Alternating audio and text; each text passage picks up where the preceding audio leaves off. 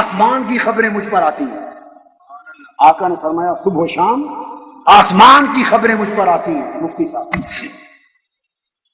صبح و شام آسمانی خبریں آتی ہیں. اب حدیث کے لفظ کیا ہے؟ جب حضور علیہ السلام نے یہ فرمایا کہ مجھ پر صبح و شام آسمانی خبریں آتی ہیں تو ایک شخص اٹھا، اس کو یہ بات اچھی نہ لگی. حضور نے اپنے علم کی بات کی تھی کہ آسمان کی خبریں جو غیب کی خبریں صبح و شام مجھے پہنچائی جاتی ہیں. ایک شخص کو یہ بات اچھی نہ لگی. فقام رجل، اب حدیث متفق علیہ بخاری اور مسلم کی. ایک شخص اٹھا غائر العینین، اس کی آنکھیں اندر کو دسی ہوئی تھی. ابو سعید خدری رضی اللہ تعالیٰ عنہ راوی ہیں، اس شخص کا حلیہ بیان ہو رہا ہے. ایک شخص اٹھا، اسے اعتراض ہوا کہ یہ نبی اعلان کر رہا ہے کہ مجھ پر غیب کی خبریں آتی.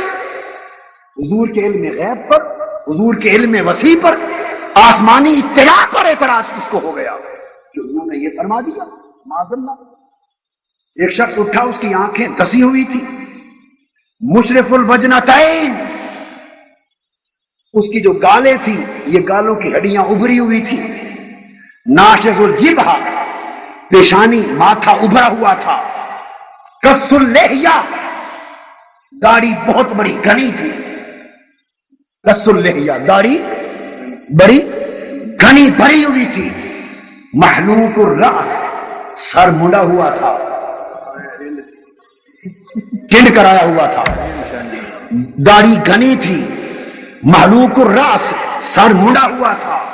مشمر الازار، اور تہبند ٹخنوں سے اوپر آدھی پنڈلی تک اٹھایا ہوا تھا. یہ میں بخاری اور مسلم پڑھ رہا ہوں، یہ صحیح بخاری اور صحیح مسلم پڑھ رہا ہوں، کسی مولوی کی لکھی ہوئی کتاب نہیں سنا رہا.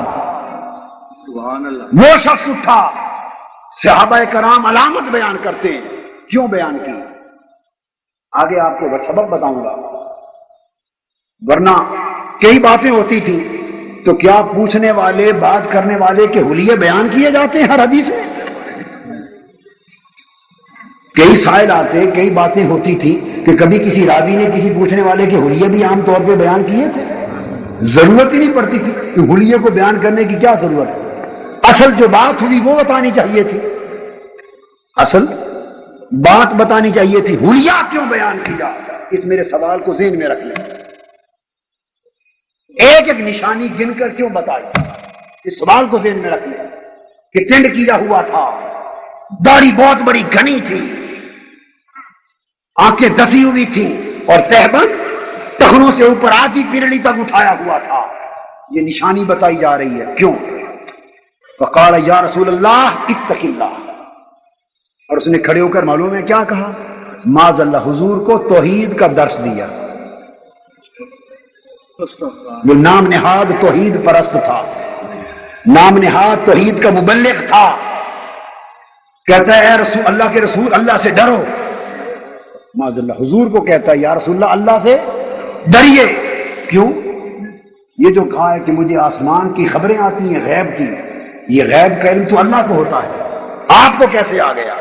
معاذ اللہ، یہ اعتراض کیا اس نے. حضور کے آسمانی علم پر اعتراض کیا اور کہا کہ اللہ سے ڈریے. اس شخص نے حضور کے علم پر اعتراض کیا اور خدا سے ڈرنے کا کہا. استغفر اللہ العظیم.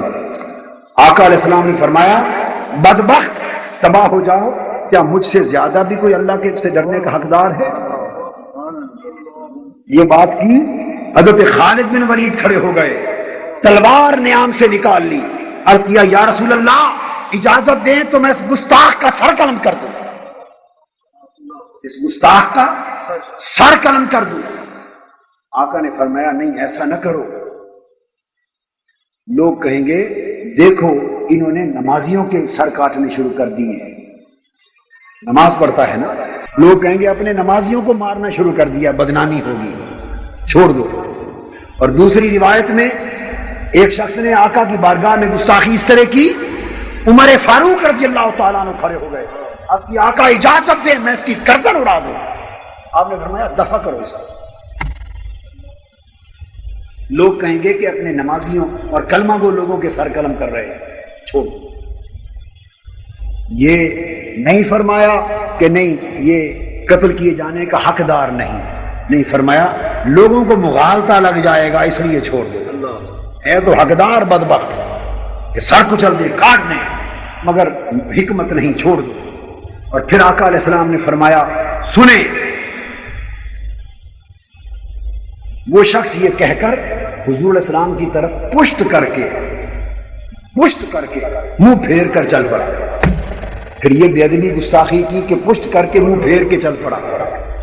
آقا علیہ السلام نے اس کی طرف دیکھا، ثم نظر اس کی طرف دیکھا اور فقال، اور فرمایا سن لو، اب حدیث کا وہ حصہ مزید سنانا چاہتا ہوں۔ فقال انه يخرج من زئزئه هذا، انه يخرج من زئزئه هذا، اس شخص کی نسل اور پشت میں سے قوم، ایک قوم پیدا ہوگی، یتلون کتاب اللہ رتبا، وہ بڑا جھوم کر قرآن پڑھے گی، لا یجاوز حناجرہم، مگر وہ قرآن ان کے حلق سے نیچے نہیں اترے گا، یمرقون من الدین، وفی روایت یمرقون من الاسلام کما یمرق السهم من الرمیہ، مگر وہ دین اسلام سے اس طرح خارج ہو چکے ہوں گے جیسے تیر شکار سے نکل کے خارج ہو جاتا ہے، اس طرح نکل جائیں گے۔ اور دوسری روایت میں حدیث میں آقا نے فرمایا فَإِنَّ لَهُ أَصْحَابًا، جو وہ قوم اس کی پشت میں سے نکلے گی اور اس کے ساتھی ہوں گے، يَحْقِرُ أَحَدُكُمْ صَلَاتَهُ مَعَ صَلَاتِهِ وَصِيَامَهُ مَعَ صِيَامِهِمْ، یہ اتنی نمازیں پڑھیں گے کہ صحابہ سے فرمایا تمہیں اپنی نمازیں ان کی نمازوں کے مقابلے میں کم لگیں گی، یہ اتنے روزے رکھیں گے کہ تمہیں اپنے روزے ان کے روزوں کے مقابلے میں کم لگیں گے، مگر یہ دین سے خارج ہوں گے۔ یہ آقا علیہ السلام نے فرمایا، اور یہ علامہ ابن تیمیہ نے اپنی کتاب الصارم المسلول میں پورے باب میں سیاستہ کی حدیثیں جمع کی۔ اور نسائی میں جو روایت ہے حضرت ابو برزہ رضی اللہ تعالیٰ عنہ سے، وہ الفاظ بڑے توجہ طلب ہیں۔ محدثین نے کہا اور کئی سمجھتے ہیں کہ اس کا اشارہ خوارج کی طرف تھا، اس کا اشارہ صرف خارجیوں کی طرف تھا جو خلافت راشدہ کے آخری دور میں پیدا ہوئے، اور ان خوارج کی طرف اشارہ کیا جا رہا تھا، لیکن نہیں، میں یہ بتا دینا چاہتا ہوں کہ یہ اشارہ فقط اس صدی کے آخری دور کے خارجیوں کی طرف نہیں تھا، بلکہ اشارہ یہ تھا کہ آخری دور امت میں قیامت تک وہ طبقہ آتا رہے گا۔ نسائی کی حدیث ابو برزہ سے مروی ہے، اس میں حضور علیہ السلام نے فرمایا، حدیث پڑھ رہا ہوں، ثم قال یخرج فی آخر الزمان قوم، کہ میری امت کے آخری زمانے میں ایسی قوم پیدا ہوگی، میری امت کے آخری زمانے میں ایسی قوم پیدا ہوگی، کأن ھذا منہم، اور یوں لگتا ہے کہ یہ اسی قوم میں سے ہے، کأن ھذا منہم، پہچان لو اس شخص کو، وہ پشت کر کے چلا جا رہا تھا، آقا اشارہ فرما رہے تھے، دیکھو اس کا سر منڈا ہوا، دیکھو اس کی داڑھی گنی، دیکھو تہبند آدھی پنڈلی تک اٹھایا ہوا، اسے پہچان لو، میری گستاخی کر رہا ہے اور تقویٰ توحید کا درس دے رہا ہے، اس کی باتیں سن لو، اس کا حلیہ پہچان لو۔ فرمایا میری امت کے آخری زمانے میں کچھ لوگ پیدا ہوں گے، اس کی علامتیں دیکھ لو، یہ انہی میں سے ہے۔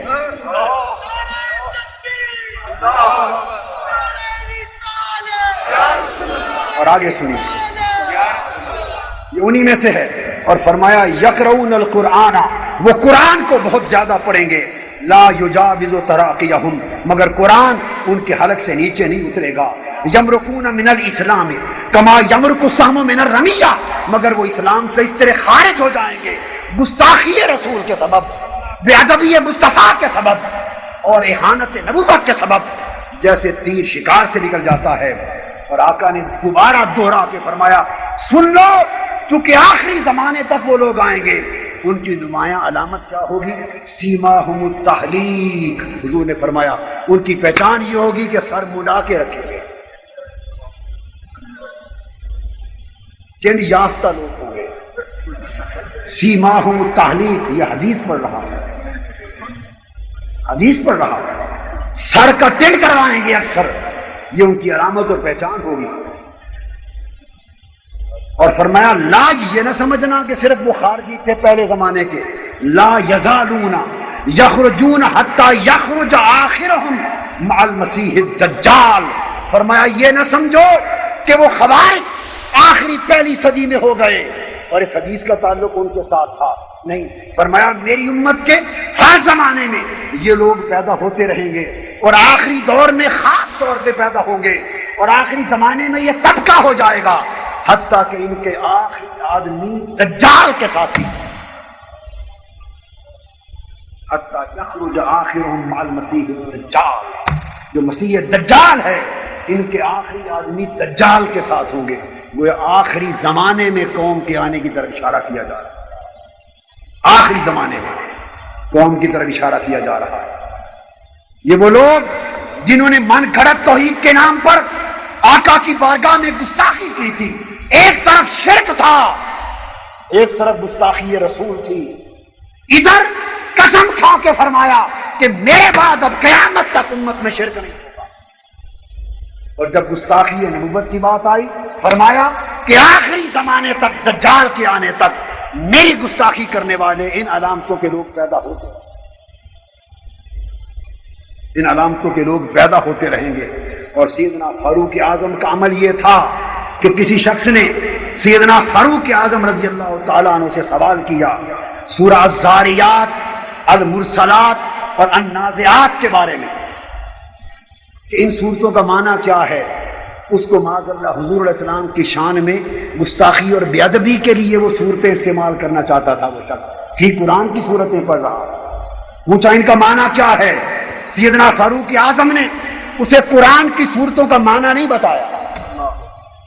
اس نے پوچھا ہے عمر امیر المومنین اس قرآن کی آیت کا مطلب کیا ہے، آپ نے آیت کا مطلب نہیں بتایا۔ اس نے پوچھا اس صورت کا معنی کیا ہے، سیدنا فاروق اعظم نے قرآنی صورت کا معنی نہیں بتایا۔ اس کا سوال سن کر نگاہ بصیرت سے بھاگ گئے اور اسے فرمانے لگے ذا ان راسک، قرآن کی صورتوں کا معنی پوچھنے والے ذرا اپنے سر سے کپڑا ہٹا۔ اللہ پوچھا قرآن جا رہا ہے کہ قرآن کی ان صورتوں کا معنی کیا ہے۔ سیدنا فاروق اعظم جب آپ قرآن کا معنی بتانے کی بجائے پوچھتے ہیں ذرا سر کا کپڑا ہٹا، سر ننگا کر، اس نے سر ننگا کیا، فیضا لہو وفرہ، جب سر سے کپڑا ہٹایا تو سر پر بال تھے، چونے تھے، سر پر بال تھے، گیسو تھے۔ فقال عمر اما واللہ لو رأیتک محلوکا لضربت الذی فی عیناک، اے شخص تو خوش قسمت ہے، بچ گیا، خدا کی عزت کی قسم اگر تیرے سر پہ ٹنڈ ہوتا تو تلوار سے تیرا سر قلم کر دیتا۔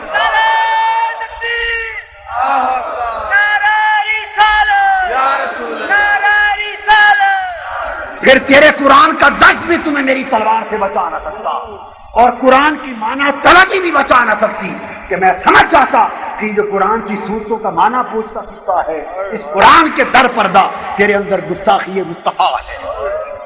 اور یہ نہیں فرمایا کہ تیرا سر قلم کر دیتا، بلکہ لذرا اس نفرت سے فرمایا ضربت الذی فی عیناک، یہ جو دو آنکھیں جس میں دسی ہوئی ہیں نا، تمہاری دسی ہوئی ہیں، یہ اڑا دیا۔ پھر سیدنا فاروق اعظم نے خط لکھا گستاخان رسول کے بارے میں، خط لکھا تمام اطراف میں اور فرمایا کہ اس علامت کے لوگ جس کے پاس بیٹھے اسے اپنی مجلس سے اٹھا دو۔ حاضرین محترم، آج کی یہ مجلس اس بات کا پیغام ہے کہ ایمان سراسر محبت مصطفیٰ اور ادب مصطفیٰ۔ ارے محفل نعت منعقد کرنے والوں، اللہ کی عزت کی قسم میں آپ کو علی وجہ البصیرہ سمجھا رہا ہوں، اگر ایمان چاہتے ہو، ایمان محبت مصطفیٰ ہے۔